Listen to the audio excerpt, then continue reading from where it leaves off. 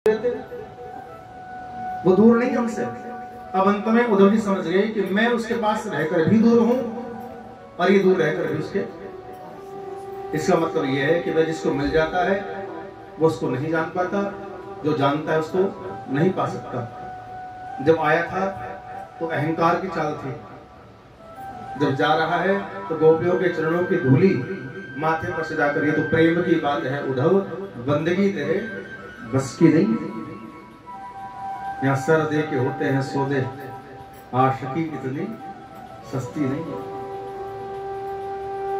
उद्धव जी की चाल डगमगा गई। गोपियों के चरणों के रज को उठाया, मस्तक पर लगाया, रमण रेती में लौटता चला गया। वृंदावन के कण कण के आचमन कुंड के जल पीता चला गया। नंद बाबा जी के चरणों को धोता चला गया। यशोदा के पास रोता चला गया और रोता बिलखता पहुंच गया मथुरा।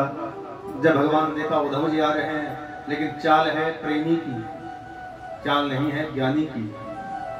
आते ही सीधा लंपट हो गया श्री कृष्ण के चरणों में, गिर गया, चरण पकड़ ली। इतना रोया कि आंसुओं के मानो आज कर्ज उतार रहा है उद्धव। कृष्ण बोले, उद्धव क्या हो गया? क्या तू मेरा काम करके आया? क्या तू मेरी गोपियों को बता कर आया कि ज्ञान क्या है, प्रेम क्या है? उद्धव ने कहा, कृष्ण माफ कर दे मुझे, मैं तुम्हारे पास रहकर भी दूर और दूर रहकर भी तुम्हारे पास। जितना मन आपका तड़पता है ना, उतना मन उनका तड़पता है। मैंने सोचा उनकी दुखती नस को पकड़ूंगा, तुम्हारी बुराई कर दूंगा तो तुमको भूल जाएंगी। अरे खुद ही बुराई करने लगी और खुद ही तुम्हारी बड़ाई करती है।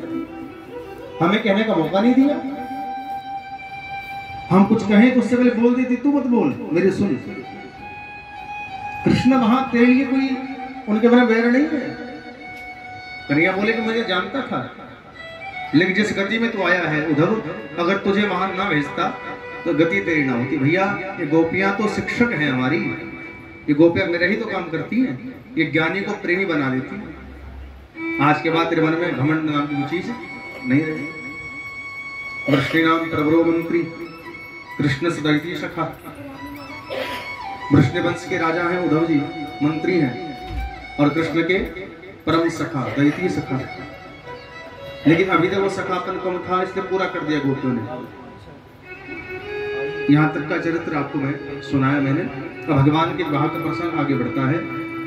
कंस की दो पत्नी हैं, एक का नाम है अस्ति, एक का नाम है प्राप्ति। कितनी पत्नी है?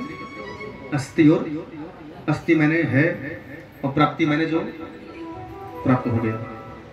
ये कंस हमारे अंदर ही बैठा है, जो है उसमें संतुष्टि नहीं होती और पाने की चाहत होती है अस्ति और प्राप्ति। तो जिसके मन में संतोष नहीं है वो कंस जैसा भाव रखता है, उस पाने के लिए कुछ भी कर जाता है। देखो, पाने की चाहत हो तो भक्ति की चाहत हो। धन की कामना आज तक किसी की पूरी नहीं हुई। तुम्हें 100 रुपए की चाहत थी, भगवान ने 100 दे दिए तो तुम्हारी चाहत 1000 की हो गई। बताओ, 1000 दिए तो लाख की हो गई, लाख दी तो करोड़ की हो गई। तो ये कभी चाहत भर नहीं सकती।